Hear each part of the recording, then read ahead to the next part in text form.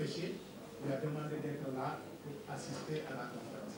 Madame la Présidente de Kouito, Monsieur le Président de l'Honorant, puisque c'est vous deux qui avez pris l'initiative d'organiser cette manifestation, je voudrais dire tout simplement que, après ce que Sadibou vient de faire, on aurait pu s'arrêter là et commencer les questions.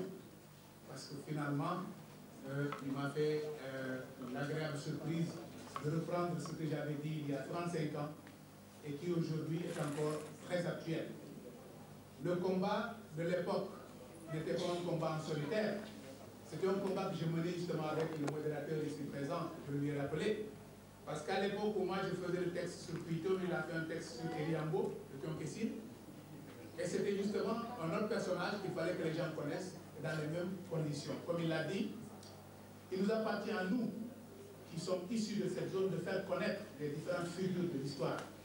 Je crois que quelques années plus tard, Yaya Diatta entreprendra l'ébauche sur Ali Situé, pour ensuite sur Alpham Bessir.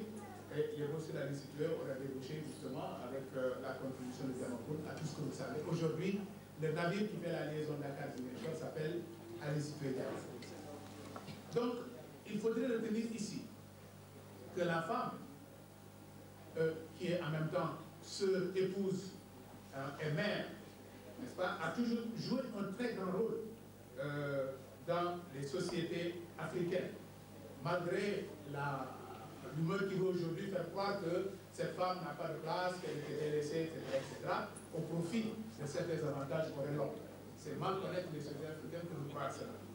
C'est pourquoi, je pense, M. le Président de Honoro et l'association Kouito ont décidé, ceci dans le cadre de la Journée internationale de la femme, qui normalement était le début de la semaine de la quinzaine de la femme, d'organiser cette soirée pour justement rendre un hommage à toutes les femmes, n'est-ce pas, qui, de par les positions qu'elles ont occupées dans leurs pays respectifs, n'est-ce pas, ont contribué de façon décisive à l'évolution de l'humanité tout entière, n'est-ce pas, et ceci, donc, pour aujourd'hui nous permettre de parler de valeurs de référence, mais surtout de cette figure, n'est-ce pas, de la résistance au niveau de Kanout qui est Kouito. Pour comprendre notre démarche, nous allons d'abord parler justement de la femme, célébrité de l'Afrique. En visitant notre histoire, des noms de femmes célèbres nous reviennent à l'esprit. On peut évoquer déjà Anzinga, c'est très loin, c'est en Angola, Anzinga. Et quand vous allez aujourd'hui dans les grands centres où on parle de ce que la femme a fait, on vous citera Anzinga parce qu'elle a opposé une résistance farouche à la tentative de pénétration portugaise en Angola. La reine Kokou du golfe de Guinée, n'est-ce pas? Le golfe de Guinée, c'est justement cette partie de l'Afrique où il y a la Côte d'Ivoire, le Bénin, le Dahomey, etc. Et la reine Kokou, c'est justement elle qui a été à l'origine de cette appellation qu'aujourd'hui tout le monde veut s'approprier, les Amazones. La reine Kokou avec ses Amazones. On peut également penser à la princesse Yenenga, des royaumes Mossi, qui a créé justement les royaumes de Fada Gourmand, qui ont été à l'origine de cet État aujourd'hui que l'on appelle le Burkina Faso. Plus près de chez nous, on peut penser à Djebel Boy, on peut penser à Ndakeyala. Et quand on parle de Djebel Boy de Ndakeyala, on pense tout de suite à Talatender.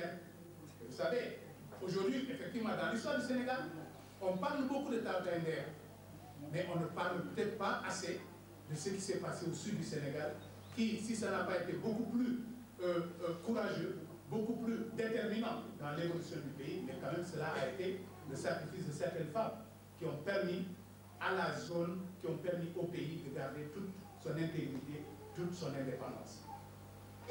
Ces femmes, aussi célèbres les unes que les autres, sont les héritières, quand on va beaucoup plus loin dans l'histoire de l'Afrique, de femmes comme Cléopâtre, en Égypte, Néfertiti, et autres célébrités de l'Afrique depuis la nuit des temps. Elles ont, par leurs actions, marqué d'une empreinte indélébile, mais à côté des hommes, toute l'histoire et la culture de leur communauté.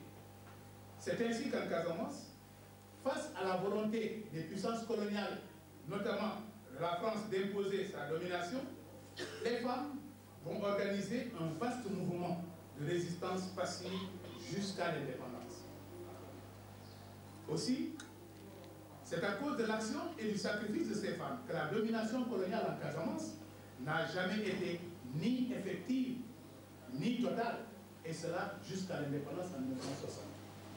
Au moment où, dans notre pays, on parle de parité intégrale pour aller plus loin que le genre, au moment où, après le vote de la loi, vous, les femmes, vous voulez sa promulgation, nous avons choisi de vous entretenir, et ceci grâce à l'occasion que nous a offert Kouito, Association des femmes du département de Bignona, et Honoro, des ressortissants de Tandou, de vous entretenir de la vie de l'une de celles qui est la moins connue, alors que toute sa vie durant, elle s'est investie au service de ses semblables, pour un monde de justice, d'égalité, de liberté et de complémentarité.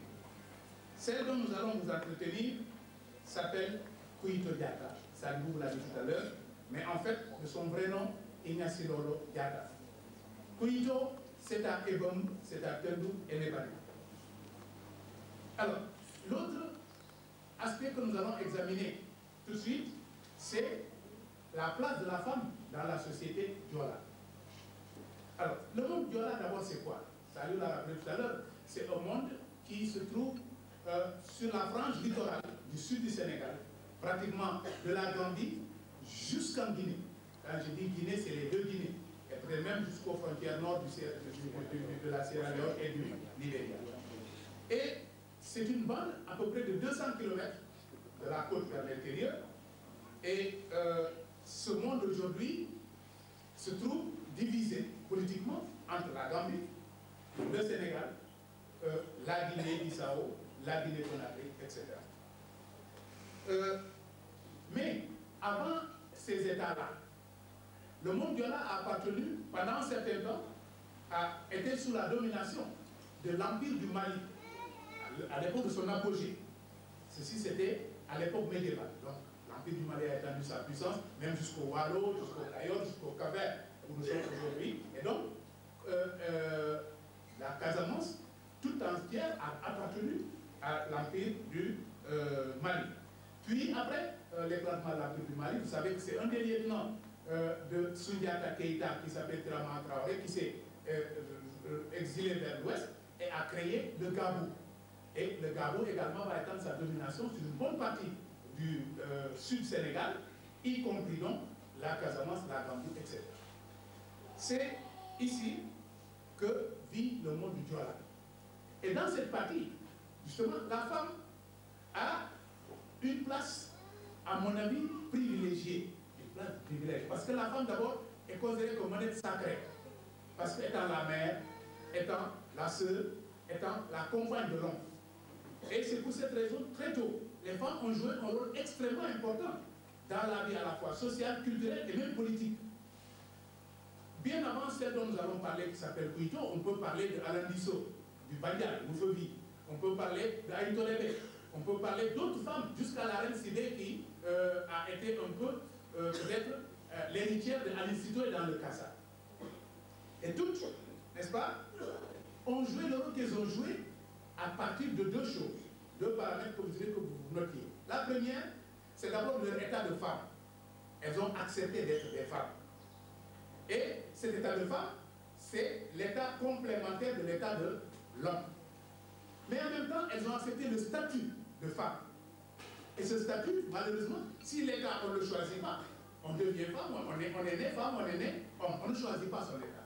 Par contre, le statut, je pense que de plus en plus dans nos sociétés, les gens veulent choisir le statut. Et le statut de femme dans la société Diola est fondamental pour comprendre cette société-là. Il faut être femme, c'est-à-dire pouvoir parler lorsque les assemblées de femmes se réunissent. Il faut être femme, pouvoir parler lorsque les assemblées générales regroupant les hommes et les femmes se réunissent. Et pour cela, il faudrait accepter d'être mère. Et pour accepter d'être mère, il faudrait accepter de se marier. Et c'est pourquoi dans la société Diola, comme d'ailleurs dans la plupart des sociétés traditionnelles, le statut était fondamental. Et le mariage n'était pas une faculté, mais le mariage était une obligation civique. Et chacun qui voulait jouer un rôle dans sa société acceptait l'âge venu de se marier. Mais pour les hommes, aussi bien que pour les femmes, eh bien, le mariage, on ne se lève pas un matin pour dire je me marie. Non. Pour les hommes, vous savez bien qu'il faut d'abord le boucoute avant d'aller se marier. L'initiation. Mais il est mis de même pour les femmes. Les femmes initiées déjà, donc qui ont le statut de femme, ont pour rôle d'encadrer les jeunes filles, de les initier à la vie, autrement dit, de leur apprendre comment demain gérer un foyer, comment être responsable, jusqu'à ce que l'initiation terminée, ces femmes puissent contracter un mariage. C'est à ce moment-là seulement qu'elles ont le statut de femme. Mais ce statut n'est pas complet. Il ne sera complet que le jour où cette femme-là aura mis au monde un enfant. Et c'est ce qui fait que dans la tradition, il y a la pratique du kanyalène. Parce qu'il se peut qu'un couple soit frappé justement de difficulté de mettre au monde un enfant. La communauté des femmes prend en charge ces couples-là avec la pratique du kanyalène pour permettre à chaque femme, n'est-ce pas, de pouvoir s'assumer pleinement, de pouvoir devenir femme, donc avec le statut complet de femme. Et dans le rite de kanyalène, sur lequel M. le modérateur a beaucoup travaillé, n'est-ce pas, vous voyez qu'il était très rare de trouver dans les sociétés traditionnelles une femme sans enfant. Ce n'est pas possible. Puis ensuite, au-delà du rite du kanyalène, il y a d'autres pratiques qui font que lorsque, et cela médicalement, je pense au contrôle de nos deux éminents médecins qui sont là, il se peut que l'union de deux groupes sanguins qui ne sont pas compatibles puisse empêcher justement la procréation. Et c'est pour cela, dans l'organisation du mariage en milieu violent, il est fait de telle manière que la femme d'ailleurs ne contracte pas un mariage à vie avec un homme. Non, il y a toujours une relativité qui est réservée. Quand on se rend compte que ça ne va pas, non pas parce qu'ils ne peuvent pas avoir d'enfant, mais parce qu'il y a une incompatibilité, on les sépare, la femme va se marier ailleurs et l'homme prend une autre épouse et tous les deux se retrouvent chacun avec un enfant. Parce que dans la société, on considère que la seule vie utile, c'est celle qui permet à l'homme, au moment où il retourne à l'au-delà, qu'il laisse derrière lui des êtres vivants qui sont de sa descendance. Sinon, ça aurait été inutile. Donc, cette femme-là qui a acquis le statut de femme, une fois qu'elle accède, n'est-ce pas, à son rang de femme, peut participer à toutes les assemblées. Et elle peut prendre la parole, y compris jusque dans les questions fondamentales. Par exemple, quand on veut décider de faire un beaucoup dans un village, mais les hommes ne décident pas seuls. Non. Ils interpellent les femmes qui donnent leur avis. Vous voyez donc que cette femme-là ne peut pas dire que c'est une femme qui n'a pas de place dans la société, que c'est une femme qui était laissée en rade. Non, c'est une femme qui était pleine là. Et on va plus loin. Dans le mariage, la femme, tout comme l'homme, ont chacun la charge de nourrir la maison pendant une partie de l'année. La femme a ses terres. Naturellement, c'est l'homme qui les cultive parce qu'il revient à l'homme la fonction de cultiver. La femme repique toutes les rizières. Elle récolte. L'homme transporte les récoltes. Arrive. Les récoltes des rizières de la femme sont gardées dans les greniers de la femme. Les récoltes des rizières de l'homme sont gardées dans les greniers de l'homme. Et à charge pour chacun, à un moment donné de l'année, de nourrir la famille. Alors imaginez un peu si on se retrouve dans une société où la femme dit « ma dédicace donc là, ça m'a ramené de la femme ». Ça pose problème.